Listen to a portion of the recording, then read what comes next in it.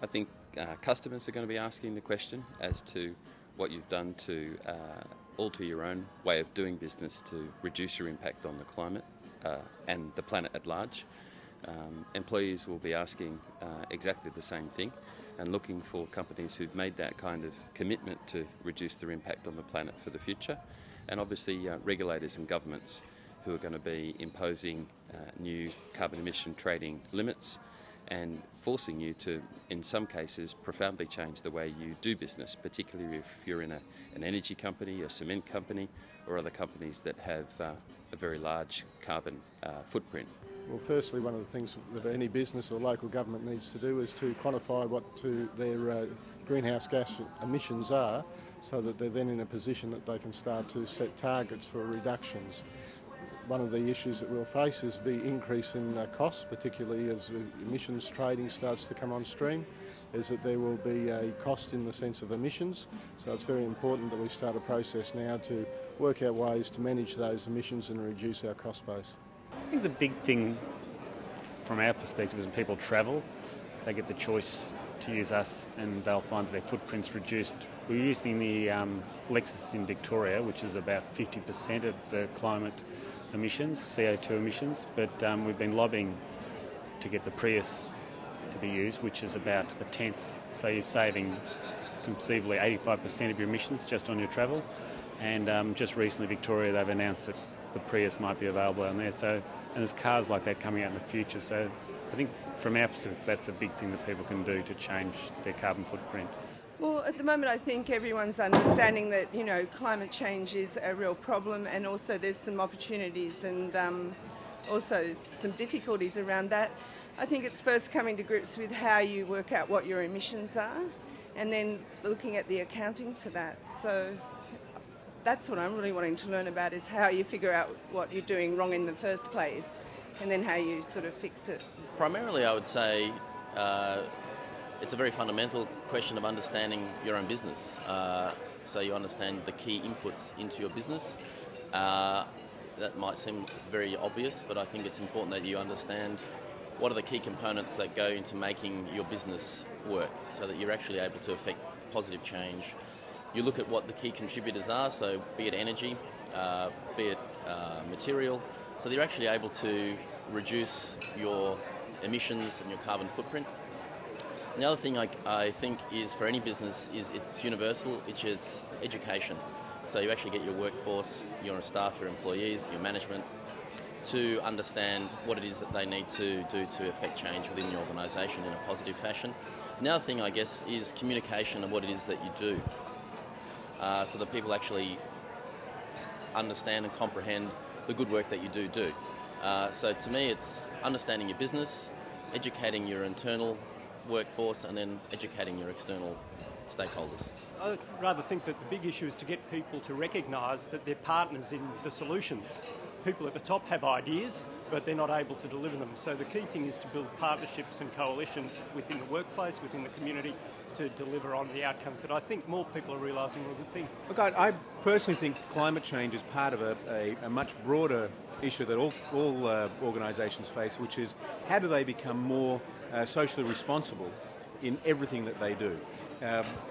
This is something that is growing in popularity in the boardrooms, but the issue, I think, is how does that permeate down through the whole organisation, and more importantly, how does that translate from just doing the right thing to actually generating profits for an organisation? I think businesses have an obligation to act very quickly on the issue of climate change, and also just of corporate social responsibility, and there are benefits with that which relate to the second issue, which is attracting good people, particularly in Generation Y, who are going to be the ones that take these concepts and they see them into fruition, they see these develop, because at these early stages it might be a small part of a business model, perhaps 1% of GDP, but moving forward in the next 20 to 30 years it will grow considerably, and they need to make sure that they're attracting and incorporating proper training and education and attracting the right people. I guess probably the two key issues are working out, what to do as an organisation, and then one of the key things probably in our industry is how you position that back to your employee base and your potential candidate base, as a point of differentiation in what is a very tight candidate market and a candidate short market. Legislation is coming and it is with us right now. And the second is that looking at climate change really does depend a lot on not only you as a business, but the logistics and relationships you have with other suppliers. So as an organisation, we might be carbon positive, but the suppliers to our organisation might not be. So I think looking and going forward, organisations are going to have to look at their relationships, and it becomes a spider web. And that relationship and the management of that relationship will help organisations and countries do a lot for climate change. Climate change is a risk for companies in that it should be a triple bottom line reporting. So not only does it come down to making a profit, it's a cost issue and it's managing those areas. It's also an opportunity though for several companies, so it's a matter of them taking full advantage of it. I think most companies now have a couple of challenges. One, as you know, that the governments are beginning to regulate that you really need to do something and have it be demonstrable to be able to show that you're really making an impact and achieving specific goals that they set out in their specific countries or geographies. The other, though, which I think is even more impactful, is that from a consumer perspective, or people that actually work within those particular organizations, the young people in particular are becoming really adamant to understand what are the policies of their organizations, their own companies, what are they doing to make a difference, because they know that for their future they want to have a better place for themselves and for their children. So there's a real pressure now on organizations, if they want to attract and retain the best talent, to actually be able to demonstrate that they've done something for the environment. Well, from where I sit, I think they're probably a consciousness of what sort of impact that their business has on the environment, and secondly, what they're going to do about that impact. The first issue is understanding the raft of obligations and legislation that's coming forward and what that means for their business and the opportunities and liabilities it presents.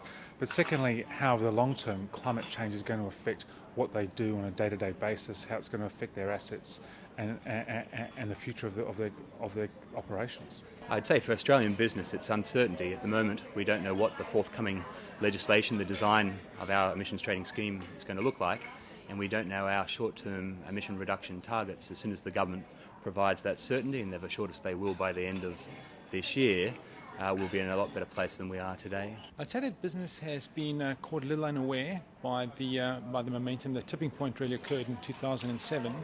And so the key thing is there are profitable actions that can be taken. So it's really getting those, prioritising those that have a positive impact on their bottom line, but at the same time have the positive sustainability results. There's a lot happening now in this space. There's been a lot of government support in terms of an emissions trading scheme being introduced, and we'll know the structure of that later this year. We're now signing on to Kyoto, which is also going to have implications on business.